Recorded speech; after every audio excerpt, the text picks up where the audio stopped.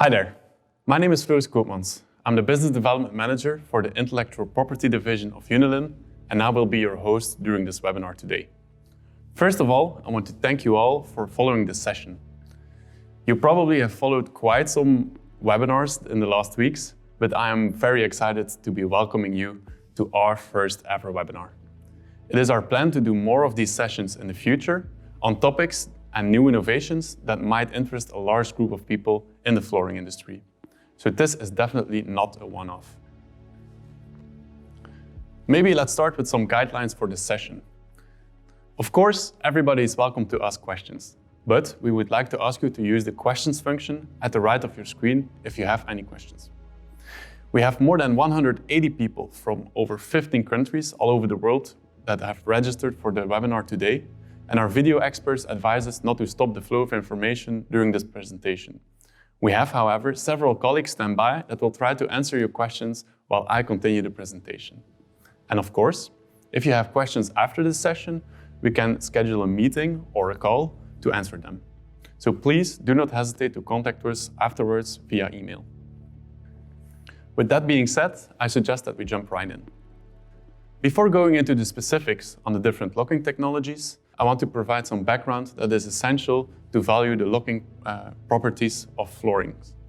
That's what the first part of this webinar will be about. Thereafter, I'll take some time to make you more familiar with the tests that exist to rate the locking performances of a floor. Once we have this background established, I go deeper into our locking systems and innovations, and we'll finish this webinar by asking some key questions to some experts from different fields in the industry. Let's start with a little history lesson. Where do click actually come from? And what did people do before the click era? Before the invention of the Uniclick system in 1996-1997, almost all flooring was being glued together. Laminate was at that time still a niche product, and the primary flooring categories were engineered and solid wood floors. At that time, all laminate was being installed with a simple square tongue and groove and kept in place with adhesives. When the Uniclick system was launched, people really believed it was a crazy idea, and nobody would have expected that it would transform the hard surface flooring industry like it has today. Because of the easier installation option that the locking system provided, the laminate flooring grew very rapidly as a flooring category in the 90s, which is 15 years after the first laminate product was introduced by Pergo. While in the 2000s, only 4 to 5 years after the introduction of the first locking system, practically all laminate flooring was being made with click. This immediately shows which huge added value locking technology brought to the flooring industry and to the end user. As many people already know, today there are a lot of different locking technologies and options on the market. In order to provide some clarity in this jungle of options, we will start by giving a framework in which all locking technologies can be categorized. You will see that once we have provided clarity on the different categories of locking systems, it will become much easier to decide what type of locking you or your customer needs. First of all, it is important to clearly distinguish the two main types of flooring technologies. The first, and still most used type, is the angle or basic locking profile. This is the traditional way of locking, where two planks are placed against each other under an angle and are angled into place. By this movement, the planks are locked horizontally and vertically. Some basic profiles on the market also give the option to be installed in a snapping movement. It is very important to note that angle profiles are most commonly used on the long side of a flooring panel, but they are often also perfectly fitted to be used on the short side of a panel. If you have an angle profile on the short side and on the long side of the panel, the flooring is often classified as an angle-angle product. And the installation method is the following. First, connect the short side by angling, then lift up both planks to angle the short side. The most well-known example of an angle or basic locking technology is of course our world-famous Uniclick technology, on which I'll go more into detail later on in this webinar. The second type of click technology is called a fold-down or drop-down technology. This type of locking was mainly developed to make the installation of a floorboard even easier by making it possible to vertically push down a plank into the adjacent plank. This prevents users to have to use the angle-angle or snap method that we have just shown. which might require some more time and tools if you're not an experienced installer. The user can simply first angle the long side of the plank and then drop down the short side in the adjacent plank. I want to emphasize that this type of profile is normally only used on the short side of the panel, and it will often be combined with a Uniclick-like profile on the long side. This results in an installation method called angle drop or angle fold down. Within the fold down category, there is a further distinction between one-piece and two-piece fold down profiles. Two-piece fold down profiles work with an extra part or an insert that is integrated into the locking, thus the name two-piece fold down. This extra part is often a plastic strip that functions as a flexible part to make the locking work. So, during production, after the locking profile is milled into the flooring material, the inserts will be integrated by a specially designed inserter machine. This can happen inline or offline. The Unifit technology is a very good example of a two-piece fold-down technology. One-piece fold-down profiles also lock by pushing one plank vertically down into the adjacent plank, but they do not require this insert or this extra part. The material of the flooring panel itself is used to create the locking. That is why you often see that this type of locking is used in flooring materials with at least a bit of flexibility, such as rigid or PVC-based products. Since recently, this type of locking has also become really applicable to laminate and HDF flooring materials, thanks to our new innovation, the UniDrop technology. I'll explain you why in a few minutes. Within the one-piece category, you also have some drop-down profiles that do not lock vertically. We call this a hook connection, and they are used on planks where a vertical locking on the short side is not that important. The third type of locking technology is focused on niches and really specific user cases. These niches can be herringbone or other patterns, irregular shaped panels, ceramic imitations such as tiles, and I will introduce you to some of these innovative profiles later on in this webinar. Now that we know the different types of locking profiles, the second important thing to know as a background is the tests that can be conducted on flooring panels in order to test the locking strength of a system. This knowledge will be very important later on in this webinar when we start to compare some of the locking options on the market. The first and most common test is the profile tensile strength test. What this test will determine is the resistance of a floor to show gaps between panels. It is one of the most fundamental and common types of mechanical testing of a locking system. A tensile test applies horizontal tensile or pulling force on two flooring panels that are locked into each other, and it measures the click response to this stress. By doing this, the tensile test determines how strong the horizontal locking is and measures the gap that appears with a certain pulling force.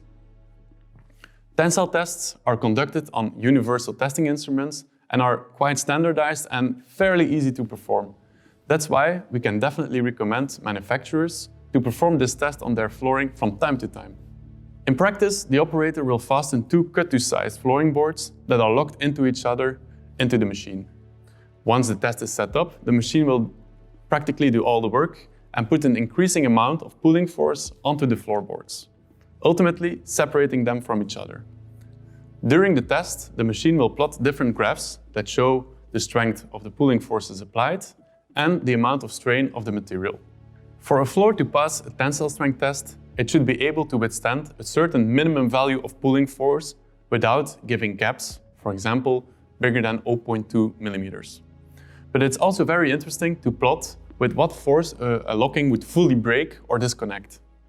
Of course, with a profile tensile strength alone, one will not know the full locking performance of a technology. There are a lot of other factors to take into account. A second test is called the vertical load test. During the static test, the groove side of the click connection is being pushed downwards in a vertical direction, while the other panel is held in place. This test will determine the floor's resistance against height differences after usage and will basically tell you the vertical locking strength of a system. This test is for that reason very important to be conducted specifically on fold-down locking technologies. The more force the connection can resist without breaking or without reaching a maximum amount of height difference, the better. The force that is used on the locking connection is controlled by putting weights on a platform on the machine. In practice, the operator will slowly increase the weights on the platform and monitor the height difference on the two planks for every change in force. The test continues until the locking breaks or fully disconnects. The third test is very famous in the flooring industry and is called the caster chair test. This test is not only used to test the locking system of a floor, but it also tests some other surface properties and overall quality of a floor. During this webinar, however, we will only focus on the locking system. The caster chair test is used to assess the durability of a floor covering by simulating the conditions that it would be subject to in real life. This test is thus not a static test, just like the vertical load test and vertical tensile strength test that only put one factor into consideration, but this test integrates a lot of external factors that the floor will have to endure during its lifetime. It mimics the real-life conductions of a person sitting on a caster chair, rolling back and forth and moving around. In the end, the test will show how floors respond to the levels of stress they will usually experience over a period of time. There is a bit of controversy around this test, whether or not the floor should be installed with an underlay, and if so, what kind of underlay. For us, it would make more sense to do this with an underlay, since it really simulates the real-life usage of the floor. For this webinar, however, we have done the two methods. The caster chair test is of course still an approximation of real-life usage. That's why many producers also really install a floor somewhere in their offices or in their factories to test how the floor would react to real-life heavy traffic. This test is often more focused on surface properties such as staining and cleanability, but we also always do this test before introducing a new innovation into the locking market. Another factor important to test is the water resistance of a floor. In this webinar, I will only touch upon this topic very briefly, because there will be a later webinar that solely focuses on this topic, since Unilin has a lot of important IP and solutions for this.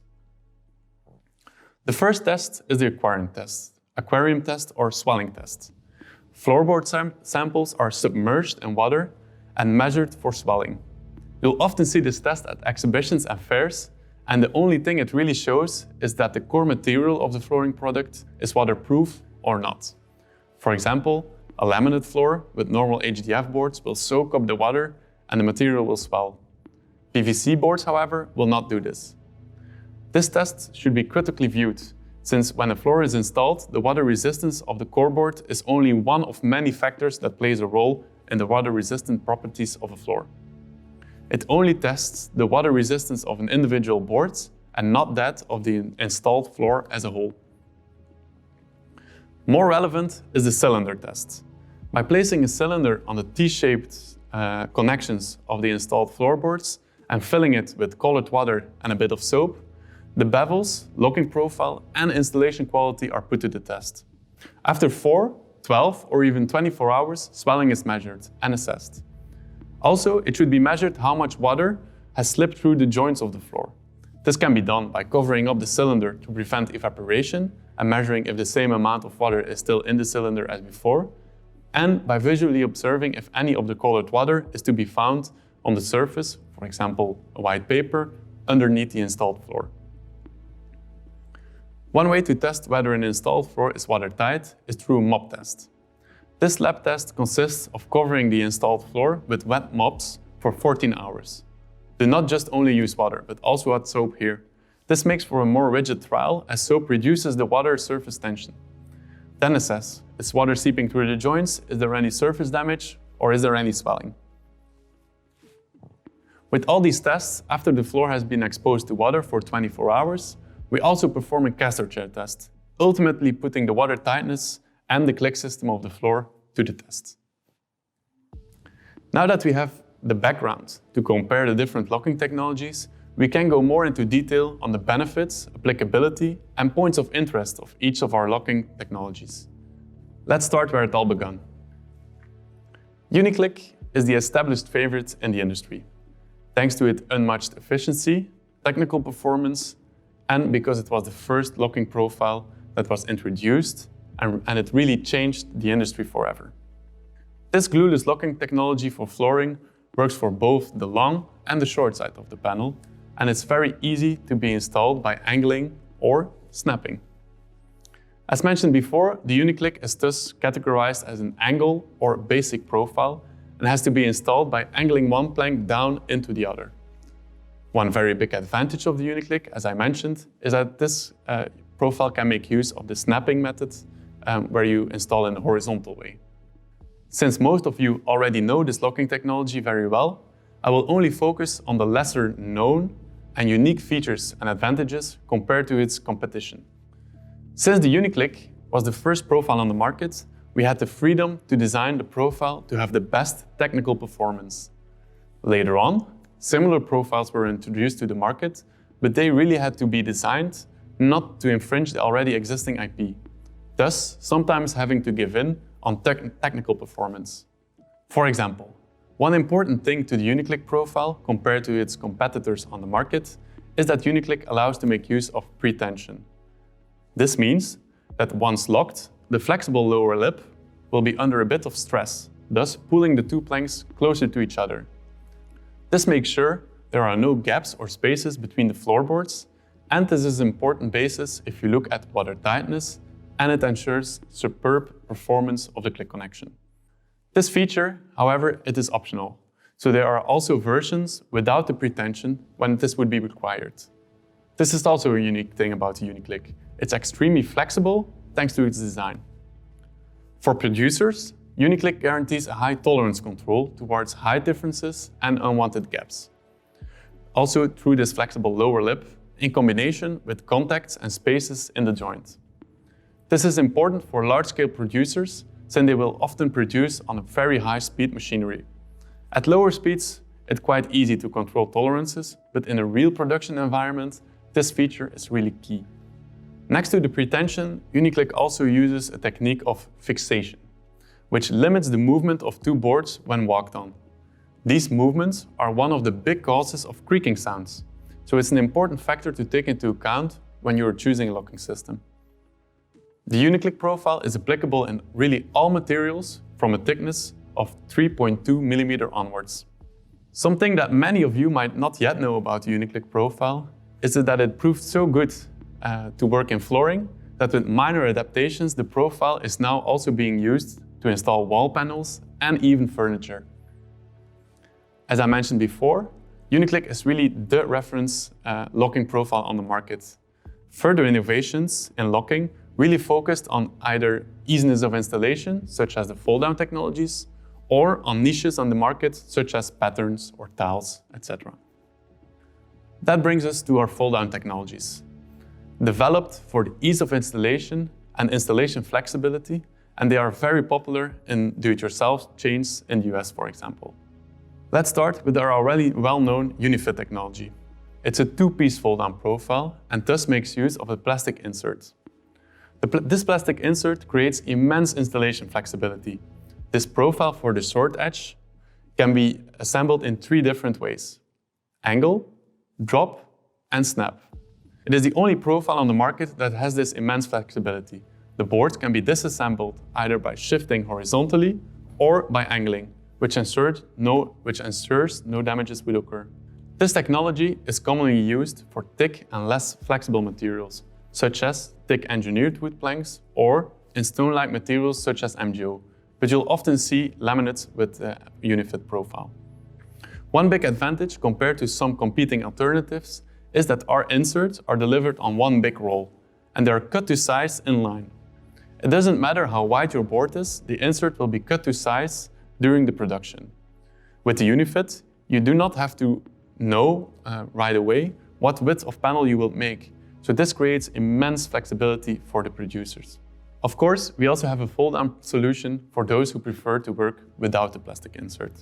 That is the Unidrop technology, and I'm going to zoom in on this innovation for a bit longer, since it's only been introduced at the start of this year, and it has a couple of unknown advantages that other one-piece fold-down profiles on the market today do not have.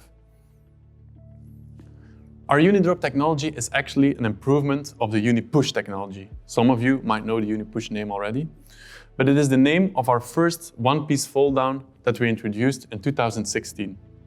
The Unipush technology is very good, but we wanted to create a version of the one-piece fold-down that could be disassembled in an easier way.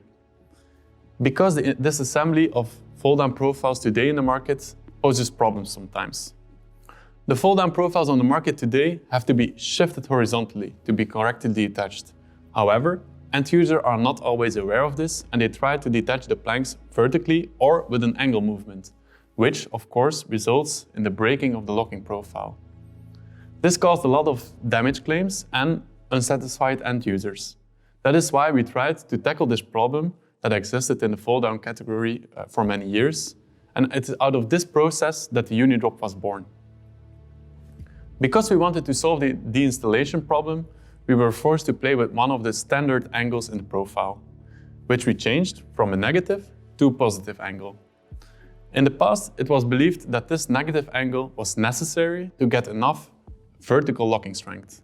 But during our research, we found out that changing this angle actually resulted in higher locking performances. When we added up all the incremental changes that this adaptation of the Unipush gave us, we decided to market it under a new name. That's why we call it today Unidrop. Even though the Unipush was already at the top of its class, if compared to its competitors, it was still in the same league. Now, with the Unidrop, we're really in a different league. That's why I would like to compare some of the core testing values during this webinar. Very important to mention is our way of working for these tests. Since the locking technology is very dependent on the material in which it is milled, we try to take this variable away by milling our Unidrop in exactly the same material as we tested the competitor lockings on. This means that we bought products from the market, did all the testing on the competitor locking, then we saw the way the click that was on the panels, and we milled our own Unidrop profile into exact same material. This is our way to ensure that we compare apples to apples. Why is this so important? Since the tests were conducted on an SPC product, and in this material specifically, the components of the mixture are incremental for the locking strength of the plank. This is because not all SPC is the same. Each producer has their own secret formula. Most often, SPC is a mixture of PVC with some kind of stone filler, often chalk powder. Producers try to find the balance between flexibility, brittleness, and cost price when mixing their SPC formula. Tests on two different SPC core materials would really not be representative. That's why we compared the locking on exactly the same material. Since we compared our Unidrop system to the two main competing lockings on the market, both also one-piece fold-down systems, we have two materials in which we have to compare. Material A, on which competitor A was milled, and material B, on which competitor B was milled. However, they are both SPC products, but from different manufacturers. So the values that we will show in the following graphs are not the most relevant, since in another SPC mixture, the results can be much higher or lower. So that's why it's most important to focus on the difference between the different locking solutions that we will compare. This is where the tests we talked about before will come in very handy. If we compare the horizontal locking strength with the profile tensile strength test, we see that compared to competitor A, it takes a bit more force until the Unidrop breaks. But it's a very comparable value. Compared to competitor B, however, we are about 20% stronger. We also did the test with the 0.2 millimeter gap. And there we see for competitor A, Unidrop is around 30% better, while compared to competitor B, we're in the same league. Conclusion, Unidrop is stronger than the competitive lockings in terms of horizontal locking strength, but the values are still in the same range. However, if we compare the vertical load values, we get a very interesting picture. The vertical load value of the Unidrop compared to competitor A or competitor B are twice as high. This means that the Unidrop profile is extremely strong. It shows huge resistance to being unlocked in a vertical way. This matters when you're in a situation when you want to put a heavy closet on your floor, or when a big impact hits right next to the joint. Unidrop will show great resistance before breaking or disengaging. Now the ultimate test, the caster chair test, that simulates the lifetime of a floor. Important to note is that we did our tests with an underfloor, because that is what would also be used in real life. The results are clear. Unidrop survived almost 20% more rounds without breaking. When we did the test without the underfloor, Unidrop is the only system that was completely undamaged after 25,000 rounds. Where do these great locking results come from? This is because the profile ensures horizontal locking in 2 places and vertical locking in 3 places. As mentioned before, the Unidrop has the unique feature that it's easy to be deinstalled by angling. There are no damages to the profile, and the planks can even be reused after the deinstallation. You might think, why would somebody want to deinstall a plank? That's also what we wrongly believed in the past. But the option to deinstall a plank is very important during installation. People make mistakes in cutting, in laying, in patterns, etc. Instead of having to shift out horizontally, which is the standard today for one-piece fold-down systems, you can angle out the Unidrop profile, which is a much more instinctive way of disassembling. People will make less mistakes, and this will result in happier customers and less defaults. This easier dismantling option has one more big added benefit. It gives the option to put more pretension on the short side connection because you do not have to shift the planks out of each other. With a lot of pretension, it would be impossible to shift the planks. However, since our Unidrop can be installed by angling, we can put extra pretension on the profile. This means that, just like the Uniclick profile, this results in extra high locking strength and also is a first step towards better water resistancy. Changing the negative angle also has some other incremental benefits.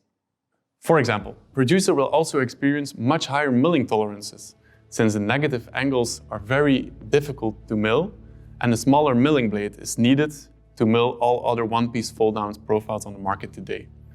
Without the need for such a tool, the tolerances of a milling machine become much higher, which ultimately results in less deficient products. Also, there's no need to invest in an inserter machine or any need to use inserts, which also simplifies the production process. The new profile is easy to integrate in existing milling machines, and in most cases, no extra investment in machinery would be needed, apart from ordering the correct milling tools. All the advantages that I mentioned makes the Unidrop the first one-piece fold-down really suitable for HDF products. In the past, HDF cores could really struggle with the negative angle and would break easily during installation.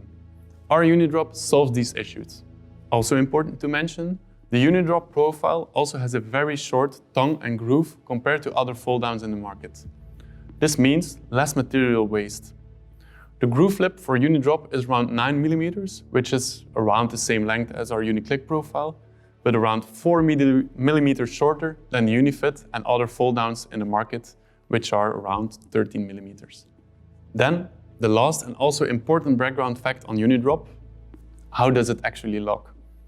With our one-piece fold-down profiles, we always make sure that the flexibility during locking is in the bottom lip. Why? To prevent height differences and peaking. Some competitor products use the upper lip to bend during installation, which may result in upstanding sides or height differences. And because of the bending of the top layer, the decor can show some kind of folding damage or peaking. This is definitely something to take into account when choosing a locking. These were the most commonly used locking profiles that you will see in the market. However, we keep innovating, which results in locking profiles for very specific uses. This is the third group of big locking technologies. For example, an upcoming trend in the flooring industry is the herringbone pattern. It has really made its comeback as a beloved flooring option for a couple of years now, and it's very popular for its unique and trendy look. However, there's one big problem with herringbone floors. You need 2 types of panels to be able to lay this flooring pattern: left-side panels and right-sided panels, which are mirrored images of each other. This is not only a huge inconvenience to the end user, it's also a very big hassle for producers, transporters, warehousing, and shops. You need to produce 2 types of panels and make sure that an equal amount of those panels, so left and right side panels, end up at the end consumer all the way through the supply chain. This problem we fixed with our Unizip technology. We invented a locking profile which makes it possible to lay a herringbone floor without the left and the right panel. So all panels are exactly the same, apart from the decor, of course. By ingeniously positioning the tongue and groove around the panel, it becomes possible to lock the short side of the panel into the long side of the adjacent panel, without having to compromise on locking strength, of course. The installation method for the floating Unizip panels is very easy. On the long side of the panel, you can angle in the adjacent panel. On the short side, you snap the side of the short side in the panel into the long side of the next panel. This can easily be done with a tapping block. And although this locking profile does not look like a traditional locking mechanism, it really works perfectly. Some might even think that there is no complete locking around the plank, but that's not true. On the places where you cannot see the groove on the long side, there is a hidden small tooth that ensures locking on these parts. So even if you end up with a very small part in the side of your room, you'll be able to click it into place. So what's needed for producers to start making this technology? Not much. Only one additional tool, a machine integration for the milling machine that we call a jumper tool. This tool pushes the milling blade forward and backwards at the right moments. Such tools are today already available at machine suppliers such as Avacon and Homag, and they are really minor investments. The Unizip locking is available for all main types of flooring, such as laminate, SPC, WPC, and engineered floors. But of course, herringbone is particularly popular in engineered floors, in which people often like to work with tongue and groove profiles, without click. However, with these tongue and groove profiles, you also need a left and a right panel to make a herringbone floor. That's why we decided to extend the Unizip solution to the tongue and groove market. In order to provide such solution, we have partnered up with a specialist in parquet herringbone floors called Beugt. In this solution, there is no click and only a squared tongue and groove profile, and the floors are meant for glue down. Here, the tongue and the groove are also positioned along the panel in a non-traditional way, which ensures there is no need for a left and a right side panel anymore. An installation of an engineered herringbone floor looks like this when all panels are the same. We believe the Unizip technology opens up the do-it-yourself market for herringbone options. If you are interested to know what manufacturers are already offering this technology, please do not hesitate to contact us. We can definitely connect you. Next to the Unizip technology, which can be categorized as an angle or basic locking profile, we also offer fold-down solutions for herringbone. However, these technologies use A and B panels, just like any other herringbone solution on the market today, and are very much alike Unifit and Unidrop that we just explained. Another special locking mechanism that we introduced in 2020 is the flint-tile technology. This technology focuses on the trend to mimic ceramics with multi-layer or PVC-based materials such as SPC. We believe not only the design of an SPC tile can be mimicked, but also the waterproof surface of a grouted ceramic tiles should play a huge role. That's why we introduced the flint-tile technology to the market. It's a locking profile that needs to be grouted to create a 100% waterproof ceramic-like surface. The installation of a tile goes as follows. You install the floor as you would with a Uniclick system, thus angling all SPC planks into place. After all the installation is done, you grout the floor as you would with a ceramic tile. Only the grout is epoxy-based and specially made to be used on PVC-based tiles. Once grouted, you can easily swipe off the leftover grout with a sponge, leaving only the perfectly grouted joints. We are currently also working on a fold-down solution to make the installation of flint tile even easier. It is true that grouting is one additional step in the installation process, but in return, people get a 100% waterproof surface and the perfect ceramic imitation as a decor. Ceramic designs and tiles are getting more and more popular in SPC materials. That's why we also offer the option of a non-grouted bevel that just looks like it's grouted. But we see this as something totally different than the flint tile solution that I just introduced to you. Since it will have no additional water resistance properties and that the water will still be able to slip through the joints after a certain amount of time. This is not the case with our flint tile solution. The grout ensures that the joint above the locking system is fully closed to any water that might try to penetrate. As you can see in the image, the grout runs through into the locking system and this is specifically designed in such a way that the grout stays in place. Since the SPC tiles are, as a material, already fully water resistant, with this locking system on top, the whole surface becomes waterproof. Also, thanks to the locking system, all tiles and grouting lines are perfectly laid and straight. Thus, this system can really be used in bathrooms as you would with a ceramic tile. The big advantage of SPC tile is, of course, that it's lightweight, it has a locking system, it can be installed in a floating way, and it needs no glue. The installation is dust-free compared to ceramics. The tiles are immediately walkable after installation, and that the installation can be done on top of an existing floor. The gray area between ceramics and SPC is a field in which we believe a lot of innovation and improvements can still be made. So we are really looking forward to see what's coming, and we keep investing in this section of the SPC market. I could talk a lot more on this specific segment, but it would lead us too far in this webinar. We might do a special later on to focus more on this specific market segment. Finally, I want to draw some attention to one last field of innovation, which is actually not a traditional locking system, but it promises a lot of potential to the flooring market: magnetic flooring. You might have already heard about it, but a lot of you don't know exactly how it works. That's why I wanted to zoom in on this disrupting new installation method. Magnetic flooring does not work with a locking profile, but the boards are attached to the floor by magnetism. The magnetic force is very strong in a horizontal way, but not so strong in a vertical way, which offers the advantage that one plank can be replaced without too much effort.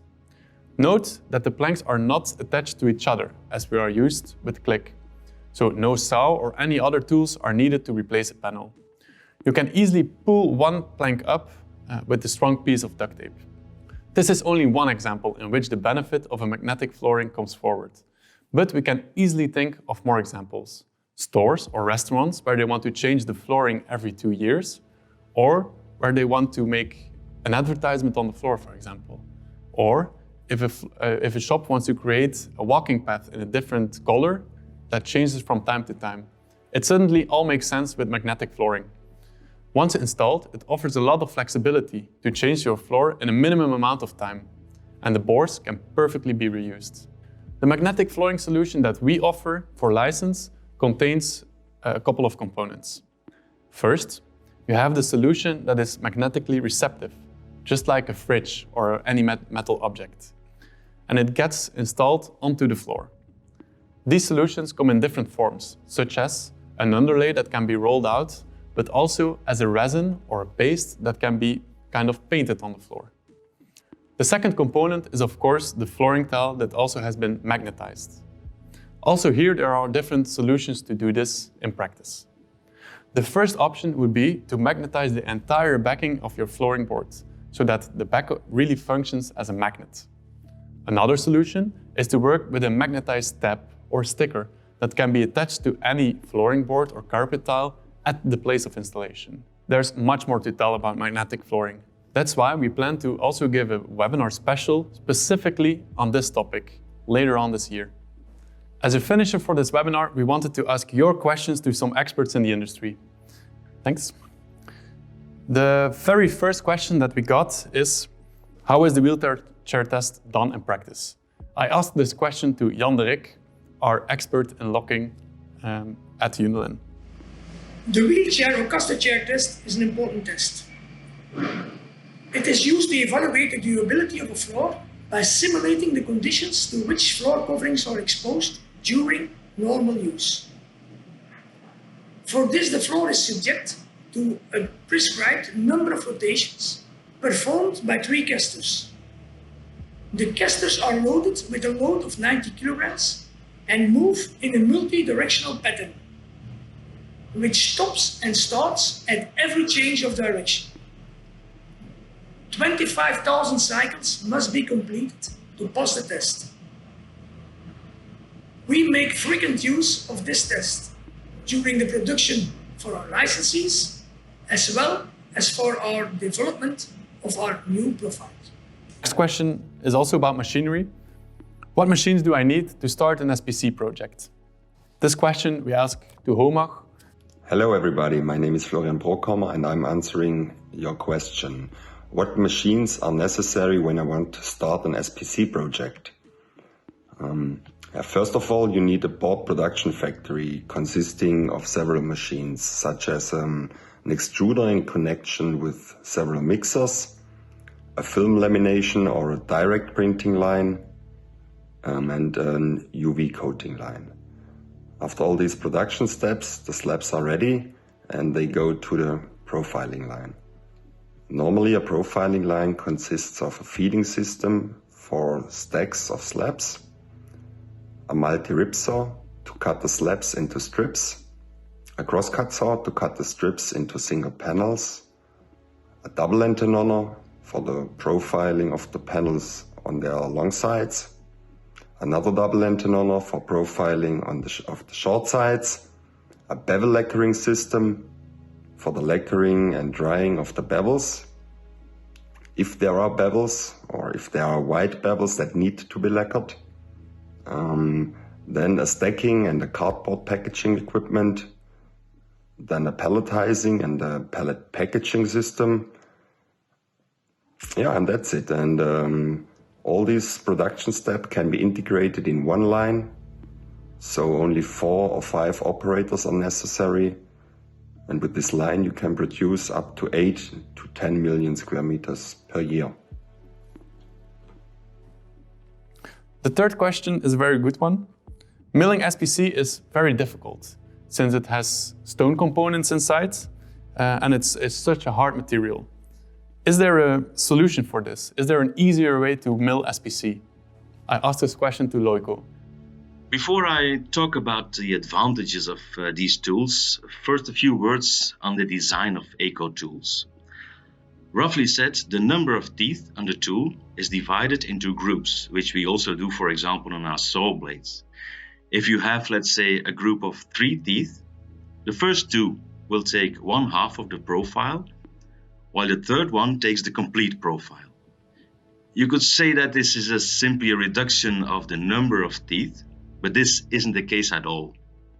As we all know, each profile has its critical points that have to be profiled very precisely. The tools are designed in that way that we have the complete amount of teeth working in these critical areas. The right amount of teeth, which is determined, of course, by the number of rotations of the motor and the feed rate of the machine. This was a brief, short and rough explanation of the design of eco tools. The eco tools originally were developed to produce SPC flooring, SPC products or other hard materials that are very difficult to cut. A big problem here was the fact that customers had to reduce the feed rate of the machine because the standard motors simply weren't powerful enough to cut through this material on these high feed rates. And this now brings us directly to the advantages of eco tools. Feedback of customers tells us that there are 3 big advantages. First, they can now increase the feed rate of the machine by, let's say, 50%, where the former maximum speed was 60 meters per minute, for example. Now 90 meters per minute is possible. Second one, the power consumption of the machine is reduced by, there are cases which have a reduction by 25%, which is really huge. And the third advantage is that customers see that the tools have less wear. This means that the lifetime of the tools has gone up and you can produce more square meters per tool. Of course, every situation, every customer is different and these figures can vary strongly. But nevertheless, I think this gives a good idea of the possibilities of these eco tools. The next question is also for Unilin. What do you do in your lab to make it easier for licensees to get the perfect click? I refer again to Jan. The focus of our lab is mainly on new developments and the integration of these developments into the machine park of the licensee. Due to the multitude of products on the market and the variety of formulations, we have been transformed into a development center that creates custom profiles, which means that we will customize and optimize the profile based on the material provided by the licensee. This ensures that under all circumstances, the best connection is guaranteed. To make all this possible, we have a long-side milling machine with 8 motors and a short-side milling machine with 10 motors available, as well as a lab equipped with different test machines, like a camera, a caster chair testing machine, vertical load, or profile tensile strength testing machine. And do not forget, skilled people with years of experience in the production process of laminate, rigid, or flexible floors. After the profile optimization, it does not stop for us. To guarantee a smooth integration in the machine part of the licensee, we also offer technical support and training. The next question, what are the most frequently made mistakes while milling an SPC board? This is a bit of a difficult question to answer. You may, for example, never think that the way of working with SPC materials is the same as working with standard flooring materials. Especially for these hard materials, because of the high cutting forces, you have to develop a layout where these forces are nicely divided over the different motor positions. Not only over the motor positions, but also over left and right side. Otherwise, you can have problems with not right profiling of certain angles, or you can have the problem that your panel shifts inside the machine. What is also very important here is that the material has to be very well guided. Of course, this always has to be the case, but especially with these hard materials because of the high cutting forces. Everywhere we go, we see a little bit the same mistakes happening. One of them, the first one, my idea is really to mill the profile 100% correct. This means we have to be really severe and look together with the production people that we follow the profile 100% and that we check on the profile projector that the piece that we are milled and the foil with the CAD drawing on it, this is really 100% from A to B. This is the only way that the profile can work together. Second mistake we see sometimes is about the right installation of the pressure shoes. This is really important to keep our panel steady in the machine from motor 1 through motor 5, 6, 7. So if we set up the pressure shoes in the correct way, we will never have a problem. Sometimes there we see some huge problems that the pressure shoe is not working. Third point, especially in SPC, we see sometimes that the tools are too long on the machine. The tools do really a long lifetime, and due the SPC is so hard and we have really small profiling tools in the SPC material, due to the wear out, we see that the profile of the tool is changing and then we are milling our incorrect profile. Also, this is one of the topics that we see in the small profiling tools, that we cannot keep the profile correct. From my point of view as a machine supplier, I can advise our customers that they think about future products when they are planning to purchase profiling machines today. These double antennas should have enough space or free space for the later implementation of additional profiles where additional motors might become necessary. Sometimes our customers are asking if it's possible to install additional applications on the profiling machines. For example, bevel lacquering devices that require additional space at the outfeed of the machines. And if the machines are too short, these additional installations are not possible and the machines have to be replaced, and this is very expensive. So my advice is to think about the future from the very beginning, that you can react on further developments on the profiles and on the products. The next question is also about machinery and tools. Do we have to change the profiles on our machine if the mixture of our SPC has changed? Actually, we have two possibilities here. Normally, we don't have to change the tools at all.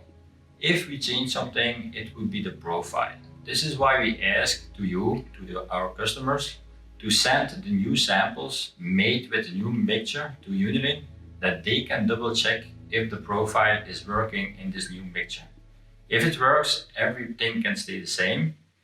If it's not working, they will change the profile, and we from Lights, we can reprofile your existing tools so you can use the same tools to make the new profile. I don't really think the layout itself really has to change, certainly not the profile tools, because they work in the core of the material. What can be subject to change is the kind of tools you have to use. Sometimes different top layers require other kind of tooling or motor angles. As I already mentioned before, the cutting forces to work in this SPC material are very high. We can state here, the more motors you have, the better. And here another part of the EcoTool principle can be mentioned. When you have to produce bevel products, a small diamond knife can be mounted onto a gliding shoe, and this happens on the same motor where another tool is running. And with this execution, you get a spare motor to spread even more the cutting forces. The next question is really for me. As a flooring company, if I have a patent, can I work together with Unilin to license it out? The answer is, of course, yes. We work together with a lot of partners in the flooring industry, and we're always looking for new innovations, good inventions, and new IP to provide to the market. The last question is about flint tile. What about the edges of the room? What do you do about this? Jan, I think you can answer this question perfectly. Flint tile is 100% waterproof. This is ensured by the profile shape and the strong adhesive flexible grout. To ensure that the connection to the wall is also waterproof, a flexible foam strip is used, which is covered with silicone. The joint and silicone have been developed in collaboration with MAPI and have been extensively tested in the climate chambers together with the floor. Thank you very much for all your questions. Please do not hesitate to contact us if you have any remaining questions or if you're interested in the technology. We can also connect you to the licensees that are manufacturing a specific technology, for example. If you are a manufacturer and interested to start producing a technology, then of course we can arrange a one-on-one meeting to set things up. More sessions and specials are planned in the near future, so please do let us know what topics you would like to learn more about. Our next webinar will be about digital printing, also a huge topic that gathers a lot of interest from people in the flooring industry. I will send all of you an invite to follow the session as well, as soon as the date has been determined. If you want to follow what we do a bit closer anyway, you can also look for our LinkedIn profile and give us a follow. There we post regular updates on new innovations, trade fairs, legal news, and much more. On our website, you can subscribe to our newsletter, and on our YouTube account, you can find many videos that can give you even more information on some of our technologies. With that being said, the only thing left to do is to thank you for following the session. Have a great day, and I hope to see you very soon on one of the fairs. Bye-bye.